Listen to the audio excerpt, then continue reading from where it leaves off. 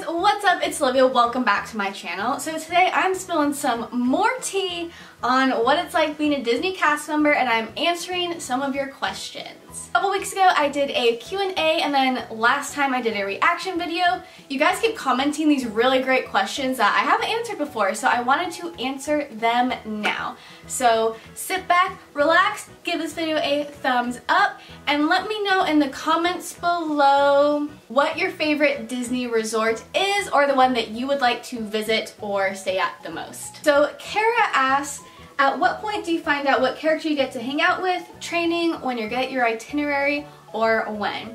So I found out during training. Beforehand I did know that I was a character performer, and then during traditions you have to sign in and next to it says your role. So on there I actually did get to see what group I was considered, what height group, but then it wasn't until actually the first day of training after lunch that I got to find out what character I was going to be hanging out with. At the end of the first day of training as well, I believe, is when you then get, because you have to learn like the signatures, the autographs, and you have to learn kind of a profile about each character that you're going to help bring to life. And so I think at that point is when I got the I got told the 5 different signatures that I needed to learn in order to pass training. SK asks, how would you recommend becoming a DCP when you live very far away from Disney?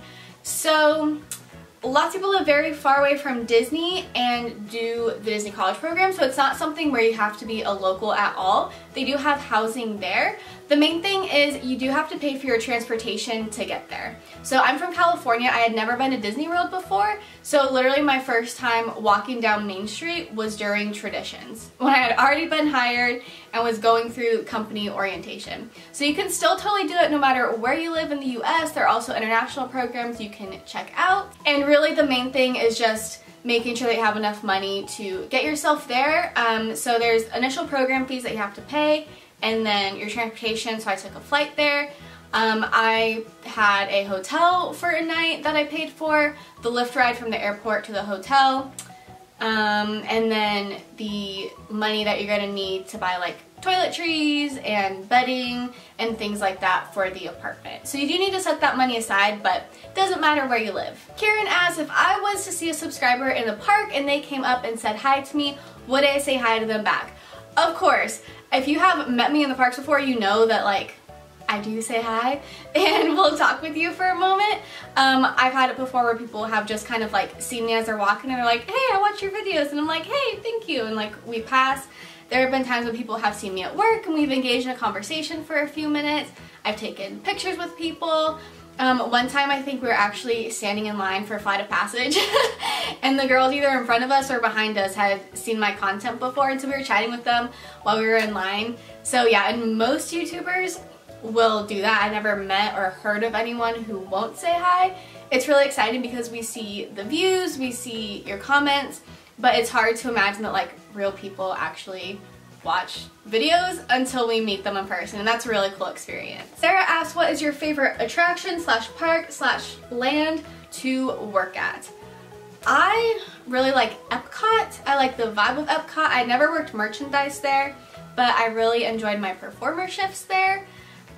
Before Pandora was open, DAC was also a great place to work because it was a very laid back, chill park. I remember I worked there on Christmas in 2016, and I went out to the park during lunch expecting it to be packed, and it was less busy than the usual days because everyone was at all of the other parks. So DAC used to be a great place to work. Now that Pandora is opened up, there's just a lot of people, and so it is a lot more busy. For merchandise though, I did like busy places. So I really enjoyed working at Storybook Circus when I was merchandise. It was nice because it's like you can just constantly be on register ringing people up. And I always find it awkward if like there's nobody around, so you're just kind of like standing around, hovering, talking to people when they don't want to be talked to. So for merchandise, I really liked the super crazy busy, but for performing, I liked it to be not super crazy. This was such a good question. Evie asked, is it true that the princesses, like the cast members backstage, are stuck up? I've heard that they are, but I don't want to believe that is true. Okay, so here's the thing. There are 2 types of Disney performers. There are the people that are normal and they're just down to earth and they're like, yeah, I have this really cool job. And then there are the people that think they are God's gift to mankind and that you should be graced with their presence, and they literally like won't be friends with people who aren't performers. They won't talk to people who aren't performers. It's ridiculous. It's the ultimate like Mean Girls clique style. So half people are like that, half people are not. That's just general in entertainment. As far as princesses, the cast members or the performers who have been friends with princesses have been the kindest people. Like, they are sweet, they're genuine. I personally have not met the super stuck up ones, but that doesn't mean that they don't exist. Lindsay Brown is a YouTuber. I'll link her channel below, and she was a face character, so she can maybe give more insight, or you can see that like, no, she seems to be like the sweetest person on the planet. So she definitely wasn't like that. And then a girl, Elise, she did the 2016 program as well. I had met her backstage before. She was really nice, and I saw that she said in one of her videos that people asked the same question, and she was like, well, when you're performing with a princess, their set lengths are like an hour and a half long, so they are talking to guests straight for an hour and a half. So when they go backstage, it's not that they're being stuck up or rude or not talking, it's that they literally just talked for an hour and a half and now they need to rest their voice to go do that same thing for another hour and a half and to just repeat the process all day long. So I'll link her channel below as well so you can get more insight from her on that. But in general, my friends who have been friends with princesses have been really sweet human beings, have not been stuck up, but in general in entertainment you're gonna have about half and half. Disney Lovin' Gal said, is it more difficult to get into the DCP for Walt Disney World or Disneyland? Okay, so when you apply for the Disney College Program, you get to put on your application if you're applying to Walt Disney World, Disneyland, or both parks. Walt Disney World has a ton more slots available for the Disney College Program. So because of that, I would say you have a better chance of getting into the Walt Disney World program, but plenty of people also get into Disneyland. I've known people who have done the Disneyland program, then the next time did Disney World or vice versa. So it's just different. There's a lot fewer slots at Disneyland and a lot fewer roles at Disneyland. So that's actually why I did the Disney College program at World in Orlando, was because character performer wasn't an option for Disneyland. I knew that's what I really, really wanted to be my first go around. Christina asked, when do I think is the best time to do the Disney College program? I will link below a video where I talk about the logistics and figuring out academically how and when you should do the program. But I always say do it like your junior year or so, just because at that point you've invested enough years in school to where it's like, okay, you're halfway through, you have this nice break for a semester, and then you're motivated to actually go back and finish your degree if school is something that's important to you, just because there are a lot of times where sophomores will go down and then they just like drop out of school and stay, which is fine if that's what you want to do, but if you do want to get your degree and that's important to you, then I always suggest doing it sometime during your junior year. Adam wants to know if they let us keep our name tags once the program is over. Yes, they do. Those are yours for life. The Era wants to know what the vision was like as a performer being in costumes. So it's definitely varied, and I hung out with 5 different friends, so I can only attest to those costumes. I know when I was hanging out with like Minnie and Mickey, I could see just like Minnie and Mickey can see. Obviously it's a little bit different because your peripheral isn't as great, but it's still pretty good.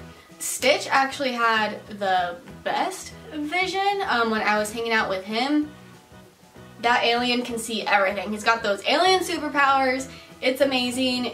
You can see every which way, and that was really nice because a big complaint about some of the costumes by performers is that they feel really claustrophobic in it. So a lot of people give away any shifts where they might be hanging out with Piglet because that costume is particularly where you look out, it's like, it's very, very small. It's like that. And so you have no peripheral vision, you can't really see anything, it's like very just like on your face. And so there was even, when my mom came down for a week and then, so I had a week off of work and then went back, the first time I was performing again, I had to like calm my breathing down because I was freaking out because I had forgotten how just claustrophobic it is. But it's something that you can definitely get over. And yeah, the vision, it really just depends. I talk about in one of my story times where one day I was like late to work and I only had one contact in an eye, and because of the vision of that particular duck, it's like there's just a board in front of your face like this, and so it was really difficult because it was like you're either looking out of one eye or the other eye. You're never like using both eyes to like focus on something.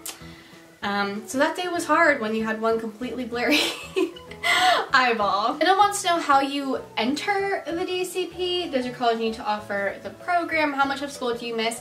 Again, I'm going to link below my academic logistics video, but essentially every college qualifies. You can even take classes at a community college and that qualifies for you to do the Disney College program. It really has nothing to do with your school.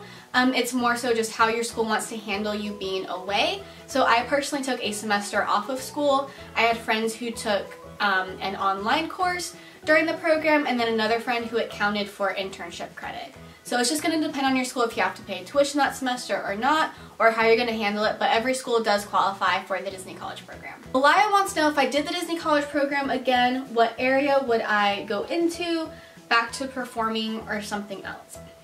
So I don't know what I would go back into.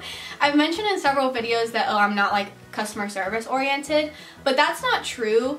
I definitely do think about like the guest experience and I want them to have the most magical time. I recognize and realize that they paid a lot of money, are taking time off work to come have this vacation, and it's a vacation. They want it to be fun and like smooth sailing.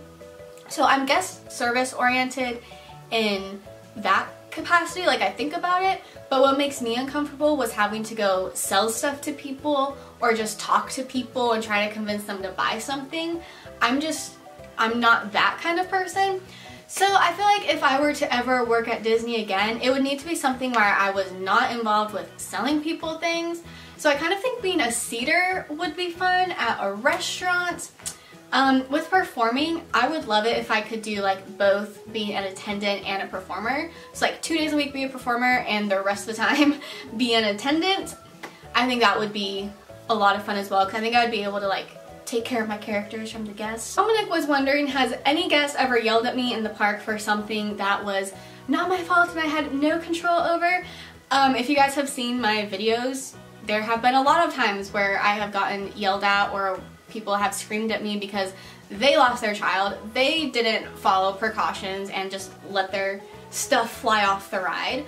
But when I was on modified duty during my first program, I got hurt, and so I was sent to Epcot, and one of my days I stood at the International Gateway exit and I was waving goodbye to people, but my main job was to make sure that they didn't take any alcohol out of the park. So I don't know why that's the rule, but that's the rule.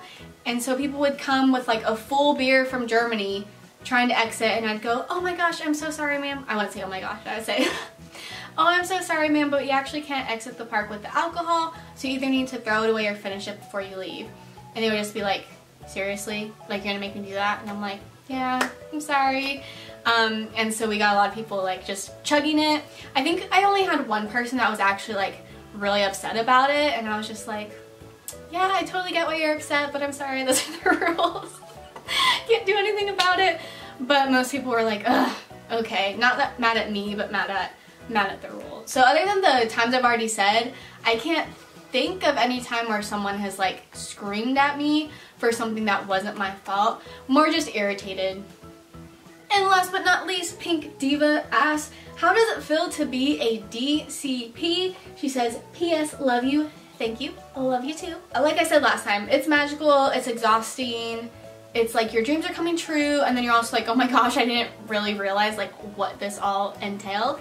But it's a magical time. It's a really cool experience to get to go like help make magical memories that last a lifetime for guests from all over the world, and to get to see how such a large company is run from the backstage and how really every cast member does count. And there's a quote by Walt Disney that says, it takes people to make the dream a reality.